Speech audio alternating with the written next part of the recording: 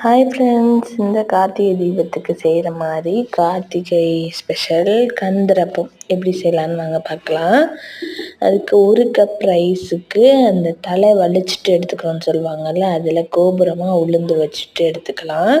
இது கூடவே 1 ஸ்பூன் பாசிப்பருப்பு, 1 ஸ்பூன் கடலைப்பருப்பு சேர்த்து ஒரு 2 மணி நேரம் நல்லா ஊற வச்சுட்டு மிக்ஸி ஜாரில் சேர்த்து நல்லா அரைச்சி எடுத்துக்கலாம். இது கூடவே 1 கப் அளவுக்கு வெல்லம், அதுக்கப்புறம் 1/4 மூடி தேங்காய், இது எல்லாமே நல்லா நைஸாக அரைச்ச பிறகு கொஞ்சமாக உப்பு சேர்த்து ஒரு அரை மணி நேரம் மூடி வச்சிடலாம். நான் ஒரு 1 ஹவர் கிட்டே மூடி வச்சுட்டேன். நல்லாவே மாவு ரெடியாகி வந்துருச்சு. கொஞ்சம் திக்காக இருந்துச்சுன்னா லைட்டாக தண்ணி சேர்த்து கலந்துக்கங்க. இது கூடவே கொஞ்சமாக ஏலக்காவும் சேர்த்துட்டு இப்போ நம்ம அப்பம் சுட ஆரம்பிச்சிடலாம். செட்டிநாடு ஸ்டைல்லலாம் இந்த கந்தரப்பம்